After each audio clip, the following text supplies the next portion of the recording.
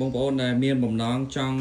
ទិញទូទឹកកកប្រភេទរបស់ជប៉ុនសុទ្ធ 100% នេះជាប្រភេទមកទឹកមកពីស្រុកគេណាប្រភេទមានផលិតកកអនាម័យអូតូមានប្រព័ន្ធinverter ប្រព័ន្ធ eco នេះ eco សំចៃភ្លើងបានខ្ពស់ល្អមែនតើសម្រាប់នេះហើយចំពោះប៊ូតុងកំណត់ control ហ្នឹងគឺនៅខាងមុខយើងវាជា function ណាគឺរបស់ជប៉ុនសុទ្ធ 100% និយាយរួមប្រភេទ model នេះគឺប្រភេទ Mark Hitachi ប្រភេទទ្វារ5ប្រភេទដែលមានផលិតកកអនាម័យអូតូកកអនាម័យអូតូដែលផលិតខ្លួនឯងអូតូស្វ័យប្រវត្តិវាផលិតពេញហើយគឺវានឹងធ្វើការឈប់ផលិតដោយខ្លួនឯងហើយនៅពេលដែលផលិតនេះយើងគ្រាន់តែធ្វើការដាក់ទឹកចូលទៅក្នុងកំប៉ុងនេះទៅវានឹងធ្វើការបឺតទឹកនឹងផលិតដោយខ្លួនឯងអូតូស្វ័យប្រវត្តិអញ្ចឹង model នេះគឺជា Mark Hitachi ហើយបងប្អូនដែលមានបំណងចង់ប្រើទូប្រភេទមកទឹកតែប្រភេទរៀងស៊េរីទំនើបគឺប្រភេទនេះគឺបងប្អូនអាចពិចារណាបានប្រភេទនេះគឺយើងបើកទ្វារចោលយូរទៅវាមាន sensor load alarm ស្រែកសំឡេងប្រាប់យើងហ្មងហើយប្រភេទនេះគឺខ្ញុំថាប្រភេទរបស់ជប៉ុនសុទ្ធ 100% នេះទីសានេះmade in Japan នេះ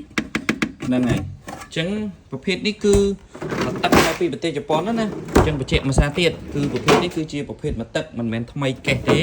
គឺថ្មីវាគឺថ្លៃដែរសម្រាប់ប្រភេទនេះហើយថតឡើងនេះវិញគឺជាថតកកសាច់ដែលយើងអាចផ្លាសេអីវ៉ាន់បានច្រើនមែនទែនដែលយើងបកកណាប្រភេទកកស្ងួតហើយប្រភេទម៉ាស៊ីនដើរស្ងាត់ល្អណាប្រភេទនេះអានេះគឺ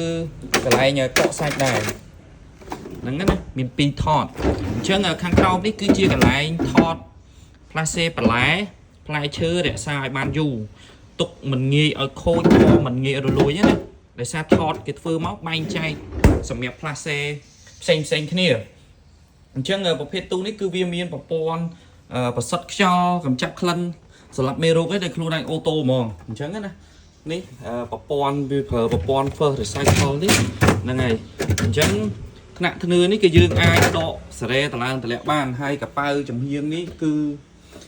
យើងអាចដាក់អីវ៉ាន់ផ្សេងបានច្រើនដូចជាដបទឹកអីហ្នឹងវាខ្ពស់តម្លាក់ល្អហើយប្រភេទនេះគឺកម្ពស់1ម៉ែត្រឡើងទៅលើកម្ពស់1ម៉ែត្រ8ទឹកមុខកាត់តតឹងនេះគឺ6ទឹកជម្រៅវិញគឺបាន7ទឹកអញ្ចឹងគឺធំទូលាយល្អសម្រាប់បងប្អូនដែលចង់បានប្រភេទទូជប៉ុនយកទៅប្រើណា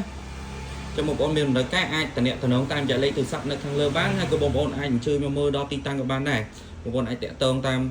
លេខទូរស័ព្ទហ្នឹងណា